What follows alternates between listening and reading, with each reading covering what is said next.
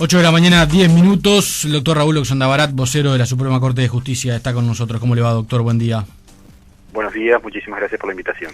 Gracias por atendernos.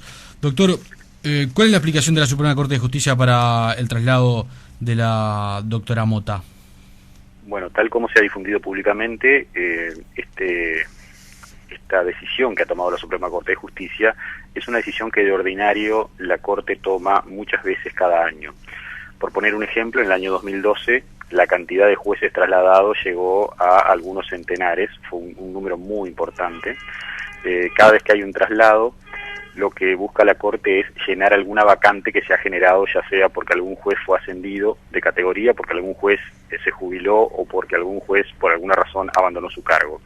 Esto significa que la Corte, para proveer al buen servicio o para proveer a los servicios de justicia, debe de estar atenta a estas cosas y cubrir esas vacantes con jueces que están en otros destinos. Por lo tanto, es común para la Suprema Corte de Justicia que cada mes, cada 2 meses, haya un importante número de movimientos en conjunto. En este caso en particular estamos en el primer movimiento de jueces del año, que insume el movimiento de 15 jueces que van a jurar mañana justo, mañana viernes a la hora 11 ante la Suprema Corte de Justicia. Los jueces van a jurar respeto a la Constitución y a la ley para poder empezar a ejercer los cargos en los cuales han sido designados. Claro. Antes que estos jueces ya fueron ascendidos otros dos magistrados a cargos de mayor jerarquía en los tribunales de apelaciones, y por lo tanto se generaron 2 vacantes en los juzgados letrados que ahora se van a cubrir mediante el movimiento de estos 15 jueces, entre los que naturalmente se encuentra la jueza penal de 7º turno, la doctora Mariana Mota. ¿Siempre los traslados de jueces son para ocupar vacantes o también son mecanismos de promoción o de sanción? En general son para ocupar vacantes. De todos modos, la Corte siempre tiene la prerrogativa, porque así se lo establece la Constitución y la ley, especialmente el artículo 99 de la ley 15.750, donde se expresa concretamente que la Suprema Corte de Justicia podrá trasladar a sus jueces según la conveniencia del buen servicio, de lugar a lugar o incluso de materia a materia. Pero en general lo que trata de hacer la Corte mediante esto es cubrir vacantes, porque los movimientos de los jueces son una parte natural de la actividad jurisdiccional. No hay que olvidar que en general en la carrera de cualquier juez, un juez no tiene un destino fijo y se queda ahí todo el tiempo, sino que el juez en realidad en su carrera tiene varios movimientos, pongamos un promedio de entre 6 y 10 movimientos por cada carrera de juez como mínimo. De ahí hacia arriba, y por lo tanto los jueces arrancan, porque así además lo establece la ley, arrancan su carrera en los cargos de menor categoría, especialmente en juzgados de paz del interior, van ascendiendo según su desempeño, pueden ascender al juzgado de letrados departamentales, etcétera, y en algún momento son trasladados a los juzgados de la capital. Por lo tanto, en la carrera un juez tiene en general varios destinos y se ha desempeñado en todas las materias. Esto es parte común de la vida de los magistrados, y cuando alguien asume la vocación por la magistratura tiene que tomar conciencia de inmediato de que esto es una realidad. Y esto lo dispone la Corte, como digo, por razones genéricas de buen servicio, que en general no se explican. Es decir, imagínense si la Corte tuviera que explicar toda esta cantidad de movimientos que hace anualmente. Lo que simplemente hace la Corte es tomar las vacantes que tiene o las necesidades que tiene el servicio, y con los recursos humanos que tiene, como lo hace cualquier organismo público o incluso privado, distribuir sus recursos humanos del mejor modo posible para lograr que el servicio funcione adecuadamente. En esa carrera judicial que usted describía, ¿la sede penal es la más deseada? ¿Es, digamos, que el escalafón más importante? No jerárquicamente, sino en lo que significa para los jueces ascender. Desde el punto de vista jerárquico, en el movimiento concreto que ha tenido la doctora Mariana Mota no hay ningún cambio, nosotros ya lo hemos dicho, pero siempre es bueno recalcarlo, ¿verdad? Sí. Los jueces letrados en materia penal de aquí de Montevideo tienen el mismo rango o la misma categoría que los jueces letrados en materia civil en Montevideo. Sí. Es más, estos 2 jueces además tienen la misma categoría que, por ejemplo, los jueces de adolescentes infractores, los jueces de familia, los jueces de familia especializados, los jueces laborales e incluso el juez de aduana. Todos estos jueces están en la categoría que nosotros llamamos jueces letrados de primera instancia de la capital. Por lo tanto, ganan exactamente lo mismo. Pero en la carrera... categoría y todo traslado que haya entre materia y materia se considera un traslado horizontal. Desde el punto de vista de la percepción, que creo que es lo que usted está preguntando. Exactamente. Y en general la percepción es que para los jueces letrados en materia civil se requiere un refinamiento técnico mucho más estricto. Es decir, el trabajo en materia civil es más estricto en lo que tiene que ver con las necesidades de conocimiento, especialmente de los procesos. Y en cambio, en materia penal, lo que podríamos decir como características y lo que se requiere del juez es seriedad y compromiso. Por lo tanto, ambas tareas son exigentes, puede haber énfasis en distintos puntos, pero creo que ambas tareas son exigentes y son ambas también de mucha responsabilidad. Por lo tanto, moverse entre cargos a este nivel de jueces letrados de primera instancia de la capital, y bueno, cualquiera de ellos es un lugar honroso para servir al Estado, y además de eso es parte de la culminación de toda una carrera que viene, como dije, de los cargos inferiores. Hablamos que los jueces arrancan en los juzgados de paz del interior, luego los juzgados letrados en las capitales departamentales, y en definitiva la carrera empieza a culminar aquí en Montevideo en este cargo de juez letrado de primera instancia. Luego de esto quedan solamente dos cargos, es decir, queda el cargo de ministro de Tribunal de Apelaciones y de ministro de la Suprema Corte de Justicia. Claro. ¿Se consulta a los jueces ante la decisión de trasladarlos o no es de uso? Como les decía, esto es una prerrogativa de la Corte. En algunas ocasiones algunos jueces son avisados con anterioridad, no es que se haga una consulta, pero avisados con anterioridad por si tienen algún reparo que poner, y en algunas ocasiones no. En general la Corte no lo hace, de modo que puede disponer de sus recursos humanos con libertad, porque, como insisto, es una prerrogativa expresa del jerarca máximo del servicio de justicia, que es la Suprema Corte de Justicia. Por lo tanto, lo común es que la Corte no lo avise. En algunos casos he sabido que, bueno, por lo menos o avisó con anterioridad, o la persona, en este caso el juez que va a ser trasladado, por alguna vía lo supo con anterioridad y por lo tanto está prevenido de lo que va a pasar. Pero el tema es que esta es una decisión unilateral de la Corte, es decir, no tiene que tomarla de acuerdo con el juez y el magistrado no participa de esa decisión, ¿verdad? Es decir, es una decisión que toma la Corte, como dije, por razones de buen servicio, y el magistrado que está sometido a esa jerarquía, y bueno, debe de acatar la voluntad del máximo órgano. Oxandra Barata, Alejandro Rodríguez lo saluda, ¿cómo le va? Buenos días. Ahora, en este caso es un caso quizás un poco más sensible porque es una jueza que, sin lugar a dudas, tiene muchos casos vinculados al pasado reciente, ¿verdad? A la dictadura militar, más a la luz en los últimos años de una nueva manera de concebir lo que fue el alcance de la ley de caducidad y, bueno, ahora la ley vigente que de alguna manera cambia los efectos de la caducidad de la pretensión punitiva del Estado. Este concepto no se tiene que tener en cuenta y justificar públicamente a la luz de la sensibilidad del tema. Bueno, antes que nada decirle que sí, que coincido con lo que usted está mencionando, es un caso de suma sensibilidad y creo que además las pruebas están a la vista, ¿verdad? La repercusión que ha tenido el tema está probando de hecho que es un caso por lo menos sensible a nivel de la sociedad uruguaya.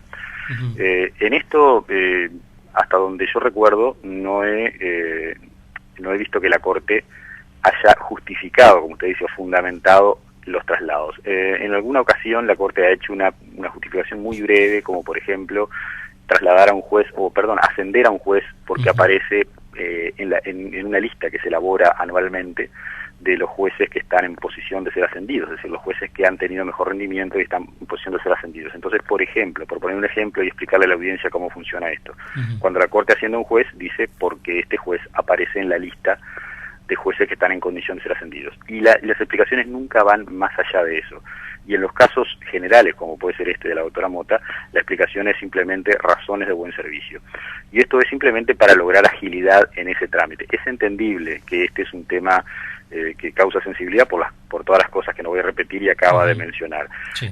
Yo desconozco si hay realmente alguna otra razón. No olviden que esta decisión la toma un órgano colegiado, o sea que la toman 5 jueces máximos, los 5 ministros, y en lo que es mi personal no se me ha comunicado ninguna otra razón o motivo, y por lo tanto yo tengo que entender que este movimiento, como el resto de los movimientos que se producen en el año, está dentro del marco de la operativa de trabajo que les he explicado.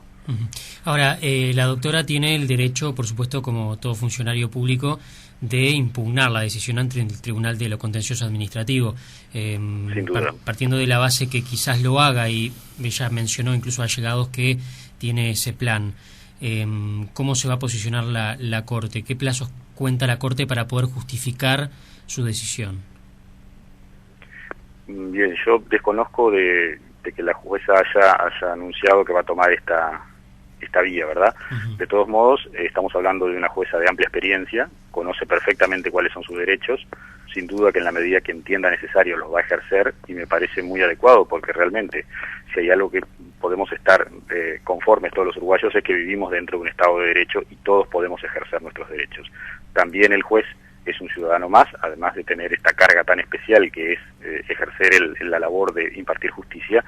El juez es un ciudadano más y está asistido por todos esos derechos. Si la jueza entiende pertinente hacerlo, lo hará. Yo quisiera excusarme de adelantar qué puede o no hacer la Corte. Realmente, en este caso, es una respuesta que me supera, en razón de lo que yo puedo hacer es transmitirles el trabajo que de ordinario hace la Suprema Corte de Justicia, y no, en todo caso, lo que podría hacer ante una cuestión tan puntual y extraordinaria. Por eso me voy a excusar de dar una respuesta concreta a su pregunta. Oxandra Barat, ¿cuántas investigaciones había iniciado la Suprema Corte de Justicia sobre el accionar de la jueza Mota o sobre declaraciones públicas de ella? No tengo el número preciso, porque uno de los temas que voy a tener que hacer hoy es justamente averiguar concretamente cuántas son esas investigaciones. Pero ustedes recordarán que algunas de esas han tomado estado público y por lo tanto todos sabemos que existen, digamos, ¿no? Uh-huh. Yo lo que quiero averiguar concretamente es cuáles de esas todavía permanecen abiertas. Ustedes recordarán, porque creo que fue una de las que más se comentó a nivel público, el tema de la participación o no de la magistrada en una marcha, en la marcha del silencio, sí, y de cómo eso en definitiva podía afectar la imagen pública de la institución. Ese en particular, que creo fue uno de los asuntos más sonados a nivel público, ya fue liquidado por la Corte, es decir, allí se tomó una resolución. Ustedes lo recordarán también, porque yo recuerdo haber difundido sí, la respuesta que dio la Corte en ese caso. La Corte le llamó la atención a la jueza, señalándolo como una falta ética. Un apartamiento del deber ético. Del deber ético de imparcialidad que tienen que tener los jueces. O sea que esa en particular es una investigación que en su momento se inició, tuvo su curso y culminó y cerró.